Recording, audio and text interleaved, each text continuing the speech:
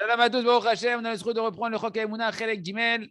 On est le 18 Sivan. Ken. Et on reprend le jardin de la foi.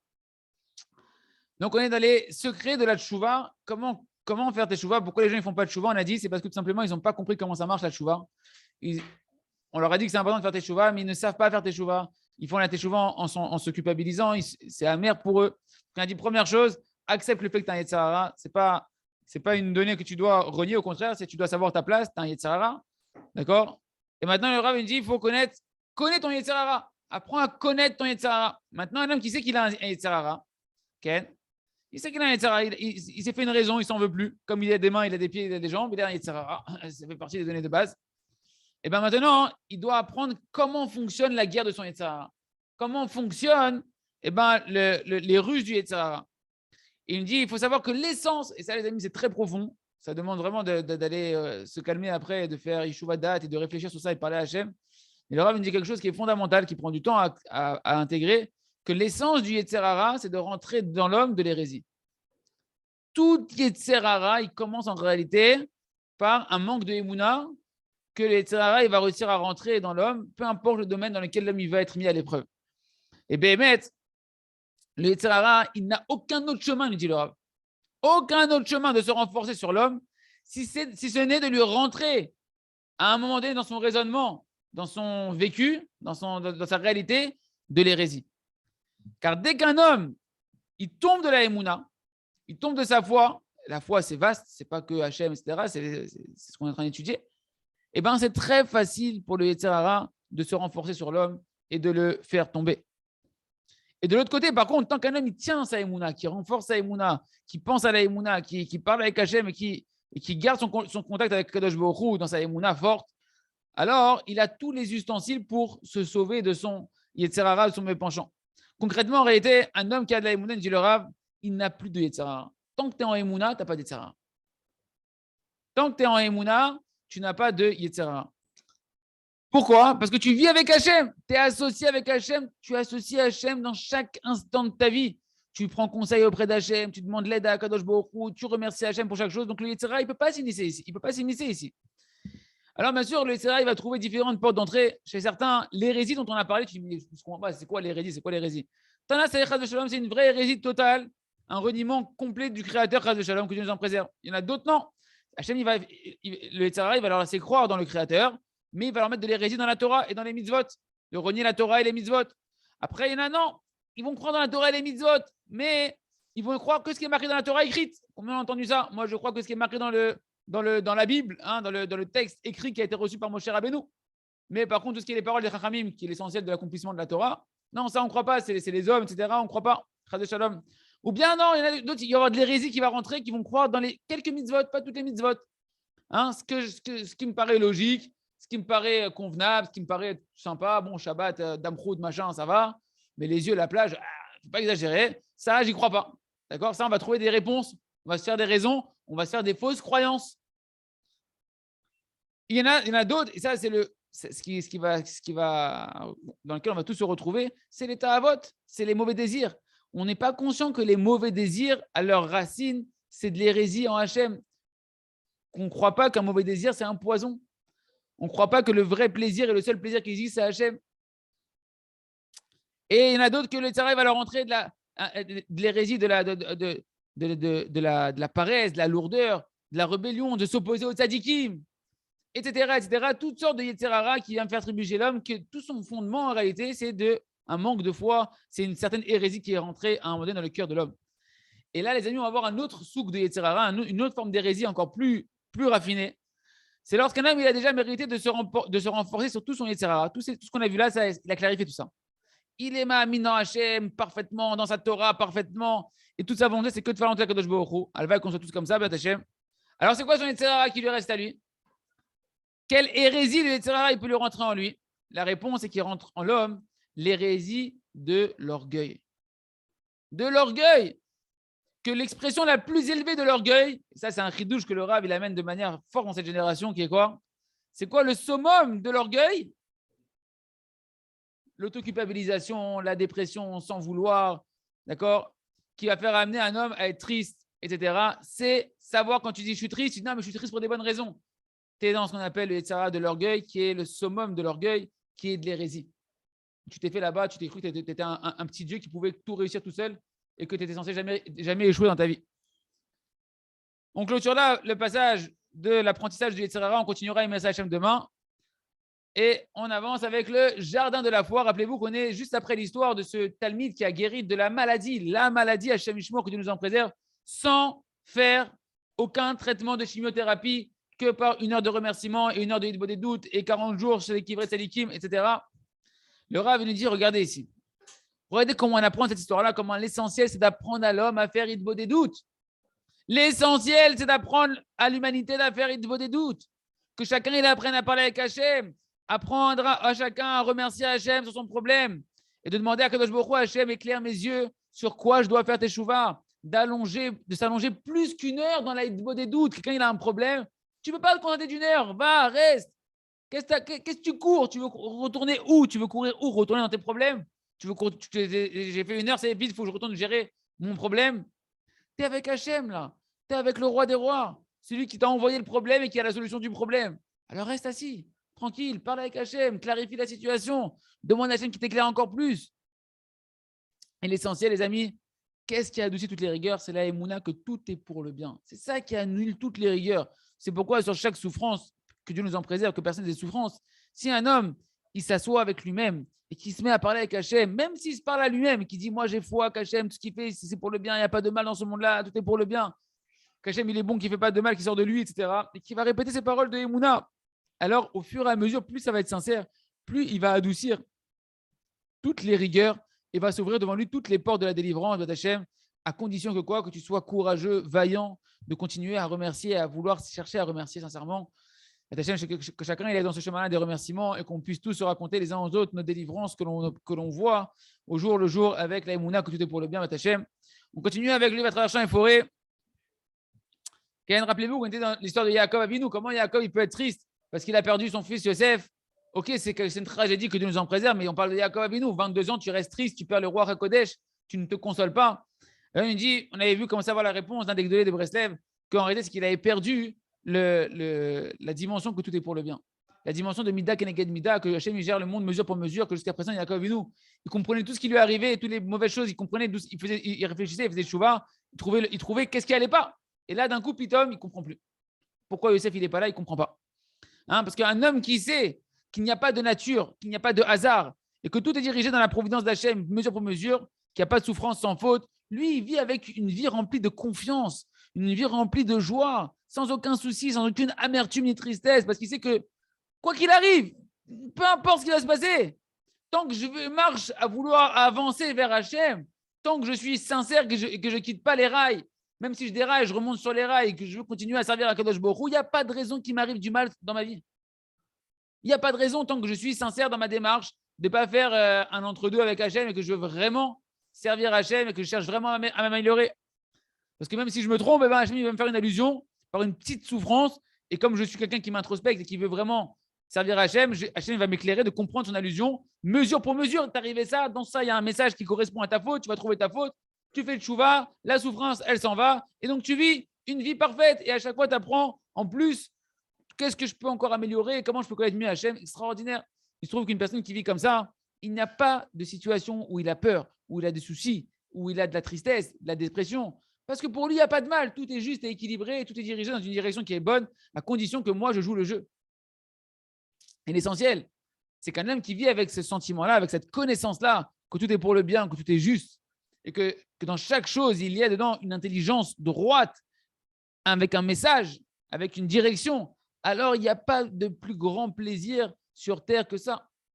Et un homme qui vit comme ça, alors son esprit, il est clair, il a constamment un esprit posé. Dans tout ce qu'il traverse, il arrive à avoir de nouvelles compréhensions, de nouveaux chemins pour se rapprocher d'Akadosh Baruch Hu. Et Mamash, c'est ça le chidouche qui nous donne le Rav qu'on a vu de Breslev, qui le Rav il ramène ici. Et ce niveau-là, cette clarté d'esprit de voir Hachem dans chaque chose, de comprendre Hachem dans chaque chose, eh ben, c'est une dimension qu'on appelle le Ruach HaKodesh. C'est une dimension d'esprit saint, divin, où tu vois en réalité dans chaque situation de la vie un message d'Akadosh Baruch Hu. Donc, chacun peut comprendre que certains tzadikim ont une véritable dimension de Ruach HaKodesh dans cette capacité de donner du sens à chaque chose qu'ils ont dans leur vie. Et c'est ça qu'il a perdu Yaakov Avinu, le Ruach HaKodesh qu'il a perdu Yaakov Avinu. La question qu'on avait, comment 22 ans il a perdu Ruach HaKodesh? C'est quoi ce Ruach HaKodesh qu'il a perdu Yaakov Avinu? C'est quoi? Nous on croit que c'est les bois d'Hachem, on est dans la dimension enfantine de la vision du Ruach HaKodesh.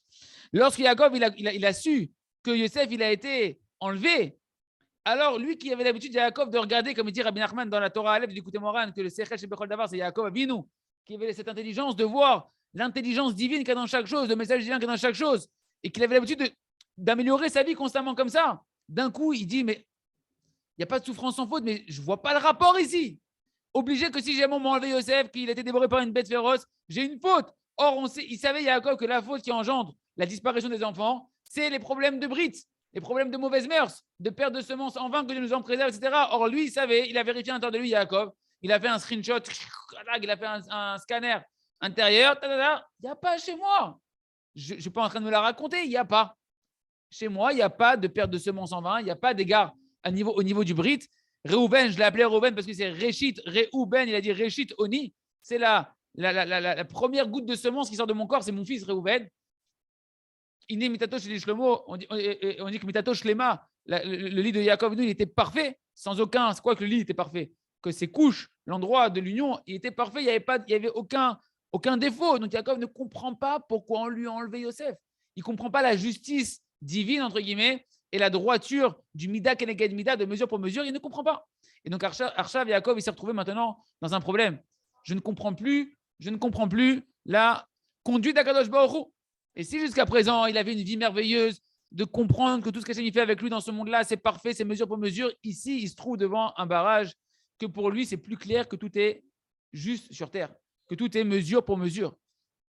Parce qu'il n'a jamais fauté au niveau de son Brit. Alors pourquoi mon fils doit disparaître? C'est pas l'amour de son fils.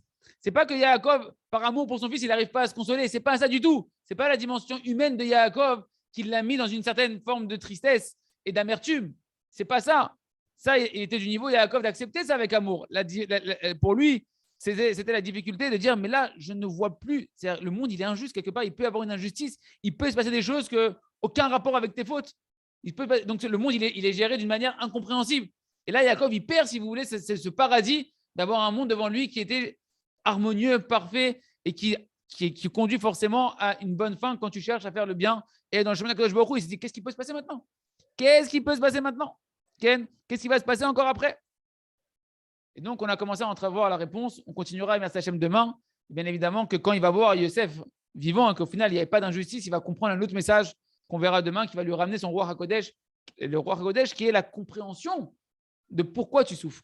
D'accord? Cette émouna que tout est pour le bien, dans le sens que tout est mesure pour mesure, il la retrouvera. On expliquera ça avec Hachem dans la suite demain. Et merci Hachem. On continue avec le jardin de la sagesse. Donc, on est dans la dimension que le Tam, il est le gouverneur, maintenant il est le Premier ministre et il dirige le palais, le royaume avec fermeté, alors qu'il était un homme très simple. Pourtant, il a de la fermeté, il a de la poigne dans ses décisions, il a de la confiance en lui-même. Et le Rav nous dit qu'en particulier au niveau de la royauté et le fait de gouverner, eh ben, ça, c'est très important de comprendre ça pour nous, les amis. En plus, on est à l'Ef Nissan, c'est le Rosh Hashanah des rois. Chacun va avoir sa royauté qui va lui être conférée. On te confère une royauté dans ta maison, dans ton travail, dans ton endroit d'études, peu importe, une certaine autorité, un certain pouvoir, une certaine responsabilité. Eh ben, tu dois l'utiliser avec toute la puissance qui va avec. Pourquoi? Parce que sans ça, les gens qui sont sous ta tutelle, ils n'auront pas de crainte de la royauté que tu incarnes d'Hachem. Et donc, tu ne pourras pas influer, tu ne pourras pas influencer. Un dirigeant, il doit influencer. On le met en poste avec des responsabilités, avec un pouvoir qui lui permet de diriger. On pense qu'il est à la bonne place pour diriger les gens qui sont en dessous de lui. Mais il faut y croire. Il faut y aller avec fermeté que oui, je suis à cette place-là parce qu'Hachem m'a mis à mi que je suis adapté à cette place-là. Comme c'est marqué, il faut prier. Dans Pirkei Avot, c'est marqué Evem mitpalel b'shlomo Hashem lachut. Prie pour qu'il y ait la paix dans la royauté du pays. C'est parce que s'il n'y avait pas la crainte de la royauté, alors un homme, il dévorerait son prochain. Si tu n'as pas peur de la royauté que tu dois, le monde serait en réalité un carnage et ça serait la force, ça serait la jungle. Ça serait la jungle de la loi du plus fort. C'est pourquoi celui à qui Hachem, c'est chacun d'entre nous à notre niveau, il te confère tes pères, tes mères, tes dirigeants d'une société, etc., d'une communauté, eh ben, tu as une royauté qu'Hachem t'a conférée, vu que tu es à cette place-là, c'est Hachem qui te l'a donné. D'accord? Eh bien, sache que si tu ne diriges pas les gens qui sont en dessous de toi avec fermeté, tu es fauteur en ça. Tu es fauteur en ça. Parce que tu laisses ceux qui sont en dessous de toi sans avoir une bonne direction qui dépend de toi, que toi, tu es censé avoir la direction, les Shem Shamaim. Comment un Kadosh Baruch Hu, il veut que ça soit géré, ça passe par toi, tu dois l'utiliser avec force. Sinon, ils vont partir dans le décor et c'est des brebis égarées. Ils sont en dessous de toi, tu es le berger. À ton niveau, tu es le berger. Les brebis, elles sont censées avoir un berger qui sait où il va. Tu ne peux pas laisser la brebis, allez-y, détends-toi, va où tu veux, va brouter sur la pelouse du voisin. Tu ne peux pas. C'est une brebis, elle est biskina, elle ne sait pas, elle ne sait pas. C'est pourquoi un Tamid Chacham, il doit avoir son propre kavod par rapport à ses élèves. Il ne peut pas se laisser bousculer, dire moule talmidav devant ses élèves. Il doit tenir ses idées. Un Tamid Chacham qui a des élèves en dessous de lui, il doit tenir ses idées. Ça, c'est marqué, il dit le Rav, Kol Tamid Chacham, qui ne se venge pas et qui ne pique pas comme un serpent, il n'est pas un Tamid Chacham. C'est quoi? Ça doit être un scorpion, il doit piquer tout le monde, il doit. Non. Le sens qui est marqué dans la Masechet Yoma, page 23, c'est que bien que Mitzada Anava, de côté de l'humilité, tu dirais le Rav, il doit s'annuler à tous ses élèves, devant tout œil, il doit s'annuler, etc. Mais dans les endroits où il doit diriger ses élèves, d'accord, donc où lui, il sait qu'est-ce qui est la bonne direction à prendre, là-bas, il ne doit pas s'annuler. Là-bas, si jamais il s'annule à ses élèves, alors il n'est pas en train de les diriger avec la crainte du ciel et ils vont mal interpréter sa position et ils ne vont pas comprendre que c'est de la vraie humilité du Rav qu'il voudrait s'annuler. Pour eux, ça va être une faiblesse. Et ils vont pas comprendre ça, ils vont mépriser. Ils vont le mépriser et donc ils vont le prendre comme quelqu'un comme monsieur tout le monde, comme nous, etc. Et donc ils vont perdre quoi? Ils vont perdre ce que le Rav, entre guillemets, le Tamid Chacham, il devait leur apporter, qu'Hachem, il l'a mis là-bas, le Tamid Chacham, pour leur apporter quelque chose. Mais ça, il le méprise. Maintenant, il est comme tout le monde. Donc maintenant, on ne pourra pas recevoir ce qu'Hachem, il l'a mis là-bas parce qu'il a quelque chose à te donner. Parce que tu crois que c'est comme toi et comme tout le monde. Parce que la hiérarchie, la crainte du Rav, la crainte du Tamid Chacham, etc., c'est elle l'ustensile, nous dit le Rav, pour recevoir le chesed qu'Hachem veut te donner. Tu dois avoir cette crainte de ton Rav pour pouvoir recevoir ce qu'Hachem veut te donner comme chesed à travers ton Rav. Et sur ça, et on voit beaucoup de gens qui, des fois, qui méprisent malheureusement des rabbanim, etc., et ils passent à côté de tout ce que ces rabbanim il aurait pu leur donner. Chaque Rav qu'Hachem il a mis sur terre, chaque sadique qu'il a mis sur terre, il a une bonté d'Hachem énorme à te donner. Et si tu ne le crains pas, si tu ne l'honores pas, tu ne peux pas recevoir ça de lui. Et en ça, Shaoul Améler, il s'est trompé. Qui n'a pas accepté sa royauté avec toute la puissance. Et il espérait recevoir à chaque fois l'autorisation du peuple. Avant de faire chaque chose, il voulait que le peuple il soit oui, vas-y, fais Shaoul, c'est bien ce que tu veux faire, etc. Et il s'est même annulé des fois ce que le peuple, il a voulu. Et à cause de ça, on lui a retiré sa royauté. Tu ne peux pas être un dirigeant, peu importe. Dirigeant ne te voit pas forcément le roi du monde. De monter de niveau, de responsabilité dans ta vie, on ne peut pas te le donner si tu n'es pas prêt à avoir foi en toi-même, à avoir foi en Kadosh Baruch Hu et à avoir confiance que si Hachem t'a mis là, c'est que toi, tu peux diriger et que tu dois savoir ce que tu dois faire. Et sur ça, Shmuel Hanavi, il a été enjoint par Kadosh Baruch Hu d'aller le réprimander, de le remettre, de lui faire prendre conscience de son erreur. Et c'est marqué dans Shmuel Alev, Tête Vav. Le maire Shmuel, il est venu, Shmuel, il a dit à Shaoul, n'est-ce pas, si toi, tu es petit à tes propres yeux, si tu es petit à tes propres yeux, c'est ce que les explorateurs aussi ont fait comme erreur. Ils sont arrivés en Israël, ils ont dit on était comme des sauterelles. Nous, Kahagavim, on était comme des sauterelles devant des géants. Ils se sont vus petits à leurs propres yeux. Tu rentres en Eretz Israël, tu sors de Matan Torah, tu as vu Hachem, tu as peur de quelqu'un, tu as peur même d'un géant. Tu ne dois pas être petit à tes propres yeux, tu ne dois pas t'enorgueillir. Mais tu ne dois pas être petit à tes propres yeux. Il a dit si toi, tu es petit à tes propres yeux, alors que tu as été mis à la tête des tribus d'Israël et que tu as été oint comme le roi d'Israël, alors c'est là où il va lancer après que, comme tu n'as pas tué Agag, parce que tu as voulu écouter le peuple, etc., le roi d'Amalek, tu ne l'as pas tué, ben tu vas perdre la royauté. Tu n'es pas digne, tu n'es pas adapté au poste où on t'a mis. Un dirigeant doit diriger. En malasot. C'est pourquoi le Tam, à son niveau, le simple, on revient maintenant dans l'histoire, le simple, il a compris que si Hachem, il l'a choisi, et ça, les amis, comprenez bien, c'est très, très fort, si nous dit le Rav ici. Et ça, chacun à notre niveau dans notre vie, on a ces phases-là à comprendre avec nous-mêmes. Imachem Bacharbi, si Hachem il m'a choisi, oui, Hachem il t'a choisi, tu n'es pas là par hasard. Si Hachem il m'a choisi pour diriger, tout le monde, ceux qui sont en tout cas dans ce qu'Hachem il a mis sous ma tutelle, ils doivent s'annuler à ce que je pense. Et ce n'est pas moi qui dois m'annuler à ce qu'ils pensent. Parce que si Akadosh Baruch Hu, il voulait que je m'annule à eux, alors il ne m'aurait pas mis par rapport à eux en tant que manique. Il m'aurait mis il m'aurait pas mis en tant que dirigeant, il m'aurait mis en tant que dirigé. Et si maintenant moi je m'annule à eux et que je ne me tiens pas dans ce que je pense qui est bon pour eux avec fermeté, Zélo Ratson Hashem. Comme ça le Rav dit, Zélo Ratson Hashem. Donc dans le prochain chapitre d'Hachem, on avance encore de chapitre en chapitre, Baruch Hashem, dans le prochain chapitre, on verra maintenant. Là, on a vu l'ascension extraordinaire du Tam, comment le Tam il a été propulsé en un instant record au sommet des summums de la réussite à tous les niveaux. On va voir maintenant, après cet fameux échange qu'ils avaient eu, le Tam et le Chacham, que tu ne pourras pas devenir comme moi, etc. Comment on va voir dans la suite de l'histoire comment le Chacham, le sage, il va perdre toute sa sagesse et il va dégringoler et qu'il va arriver, il va échouer d'épreuve en épreuve jusqu'à arriver à la plus grande décadence que Dieu nous en préserve. Il y a qu'on puisse continuer, mais ça, Hachem demain. On continue avec le Sefer.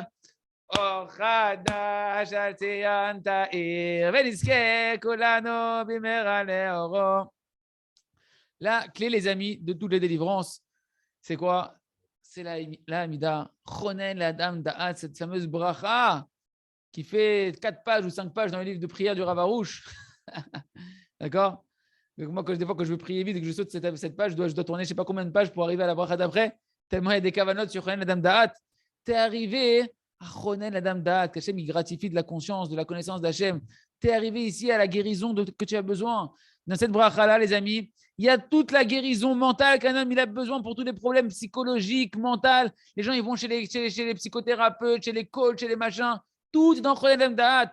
Un homme, il peut aller là-bas et annuler de lui toutes les craintes, toutes les rigueurs qui pèsent sur lui, toutes les souffrances, toutes les tristesses, commencer une belle vie et douce.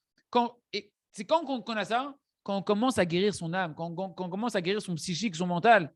Alors automatiquement, quand tu guéris ton psychique, ton mental, tu retrouves une véritable joie. Et quand il y a la joie, nous dit Rabbi Nachman, et les médecins disent aussi, eh ben, la guérison physique, elle peut venir aussi. Donc, c'est un cercle vertueux. Et dans cette bracha-là, il y a la clé de toutes les délivrances. Même quelqu'un qui veut trouver son couple, il n'arrive pas à se marier, il n'arrive pas à se remarier, etc. Quelqu'un qui veut avoir des enfants, tout ça, ça dépend de quoi, les amis? Nous dit Rabbi Nachman de Bressan, l'écouter Moharan, Chelek Bet, enseignement 89, ça dépend du date, de la connaissance d'Hachem. Pourquoi? Nous dit Rabbi Nachman, parce que le da'at, il est Meshader Kol HaShiduchim. C'est la connaissance d'Hachem qui unit tous les Shiduchim, tous les couples qui doivent se rencontrer. Comme c'est marqué également dans Chelek Alev, enseignement 53, qui Kara Olada Leda Da'at, l'essentiel de l'enfantement, de pouvoir donner des enfants, ça dépend de la conscience des parents d'Hachem, de la émouna des parents à Hachem. Quand ils méritent d'avoir une conscience parfaite en Kadosh Baruch Hu, ils méritent d'avoir des garçons, d'avoir des enfants. Et maintenant, tu me dis, oui, mais mon problème, c'est pas ça. Je suis marié, j'ai des enfants, j'ai des problèmes d'éducation. Ken? Eh bien, ça dépend énormément du Da'at Hashem, l'éducation des enfants. Ça ne dépend pas d'aller voir les cours de ceux qui ont eu un enfant et 3 chiens pour pouvoir savoir comment tu vas savoir gérer tes enfants. Ça dépend du Da'at Hashem. Tu as un enfant d'Hachem, tu dois comprendre comment ton père il gère ce monde-là pour savoir comment toi te comporter avec tes propres enfants. Et beaucoup de fois, la plupart des problèmes qu'on rencontre dans l'éducation des enfants, c'est un manque de conscience des parents, un manque de connaissance des parents, que sans faire exprès, les parents ils sont en train de détruire avec leurs propres mains leurs enfants. C'est pourquoi dans chaque problème que tu as avec un enfant, tu dois supplier à Kadosh Baruch Hu, Hashem, donne-moi la compréhension ici. Donne-moi la connaissance de savoir comment me mesurer correctement avec cette épreuve-là que j'ai avec mon enfant. Mais une connaissance d'après la Torah, une connaissance un conseil dans mon éducation d'après la Emouna, pas d'après ce que le philosophe là-bas qui ne sait même pas s'éduquer lui-même, comment on éduque un enfant. Non, d'après la Torah, donne-moi le Da, donne-moi la compréhension Hachem, de pouvoir me lier à mes enfants et éduquer mes enfants de la bonne manière. De prier pour mes enfants qui reçoivent eux aussi la bonne compréhension de la vie. Qu'est-ce qui est bien dans la vie, qu'est-ce qui est mauvais dans la vie. Comme par exemple que les enfants ils s'éloignent des mauvais amis. Une des choses les plus importantes, c'est les fréquentations. De prier beaucoup que nos enfants ils s'éloignent des mauvaises fréquentations et que les mauvaises fréquentations s'éloignent de nos enfants, qu'ils aient que des bonnes fréquentations. qu'ils aient que des bonnes influences, qu'ils les poussent dans la Torah et la Tfila. Et concrètement, les amis, dans chaque souffrance, un homme, s'il recevait dans sa souffrance la compréhension adéquate à sa souffrance, c'est-à-dire quoi? Le message d'Hachem qu'Hachem lui est en train de lui passer dans sa souffrance. C'est le da'at, c'est la compréhension d'Hachem, la connaissance d'Hachem qui est adaptée à ta souffrance. Tu ne souffres pas pour rien, Hachem, il te met un message dedans. Si tu arrivais à trouver la compréhension qu'Hachem il attend de toi, le message qu'Hachem il te donne dans ta souffrance, alors tu annulerais toute souffrance. Parce que la souffrance, elle vient que t'amener un message. Tu l'annulerais complètement, comme il dit Rabbi Nachman dans la Torah, qui doit être le nerf. C'est la Torah Resh Nun. Resh Nun, c'est 250, c'est le mot nerf. Le Rav Baruch nous a dit quand il était venu en France, premier cours qu'il a fait chez la famille Ben Hamou de Torah Box, il avait dit c'est la Torah qui doit être un nerf constamment devant nos yeux. C'est l'enseignement de Rabbi Nachman qui doit être constamment une bougie devant nos yeux. C'est quoi? Qu'est-ce qu'il dit là-bas, Rabbi Nachman? C'est dans l'obscurité, tu as une bougie. C'est quoi cette bougie? Sache que toutes sortes de souffrances et de détresse qui peuvent traverser la vie d'un homme, que Dieu nous en préserve, ne sont qu'un manque de connaissance d'Hachem dans ta souffrance. Tu ne sais pas ce qu'Hachem veut de toi dans ta souffrance. Tu ne sais pas ce qu'Hachem veut que tu répares, donc tu souffres. Parce qu'Hachem, tant que tu n'as pas réparé cette chose-là, il t'envoie une souffrance pour te réveiller. Parce que celui qui a le da'at, il nous dit Rabbi Nachman, celui qui a la conscience, la connaissance d'Hachem, la émouna, et qui va par sa émouna demander à Hachem de l'éclairer, qu'est-ce que tu veux de moi ici, Hachem? C'est quoi le bien que tu veux pour moi ici, Hachem?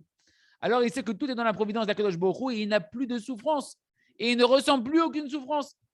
C'est pourquoi, dans chaque souffrance que tu as, mon ami, peu importe comment tu l'appelles, comment elle se traduit, chaque chose qui te perturbe, qui t'embrouille, chaque pensée qui t'embrouille, chaque dispute, peu importe, chaque complication, chaque piège dans lequel tu es, chaque conflit, chaque souci, chaque doute, toute chose dans ce monde-là, rentre dans la bracha de la Hamida, Chonen Adam Da'at, et oublie un peu les traductions des autres livres que tu as vus et mets ton cœur là-bas et répète les mots Hachem. Donne-moi la compréhension ici. Non, c'est vrai, le bonhomme, il a une traduction. Après, il est. Non, mais je ne dis pas que ces traductions ne sont pas bonnes. Je dis qu'elles t'enferment et qu'elles t'empêchent. Elles t'empêchent de pouvoir parler à Hachem. Reste dans Chonen Adam Da'at et répète les mots. Répète les mots. Chonenu, Meitecha, Chochma, Bina, Vadat. Hachem, je ne te lâcherai pas tant que tu ne me donneras pas ici la conscience que ce problème il vient de toi, qu'il est par amour pour moi et que tu as un message pour moi ici, que tu veux que je répare quelque chose. Éclaire-moi, Hachem, et tu répètes. Chonenu, Meitecha. Chochma, Bina, Da'at, jusqu'à ce que tu ressentes que tu commences à recevoir des compréhensions, que tu commences à recevoir de la émouna et du sens à ce que tu es en train de traverser. Qu'est-ce qu'Hachem il veut m'enseigner ici dans cette épreuve-là? Comment je peux trouver Hachem dans mon épreuve, dans ce que je traverse? Et comme ça, tu vas sortir de ta Hamida, de ton épreuve renforcée, encore beaucoup plus fort dans ta croyance à Kadosh Baruch Hu, et tu connaîtras encore plus à Kadosh Baruch Hu, et ta souffrance n'aura plus lieu d'être, puisque tu auras trouvé Hachem dans ta souffrance, qui était le but de ta souffrance. Il y a qu'on ne méprise pas la prière, qu'Hachem nous sauve du Yetzara, du mépris de la Tfila, qui est le Yetzara de tout le monde, ce n'est pas ni le vôtre ni le mien, c'est celui de tout le monde, et qu'on ait conscience de la valeur de la prière, qu'on puisse utiliser à bon escient, Chazak, Benitrazé.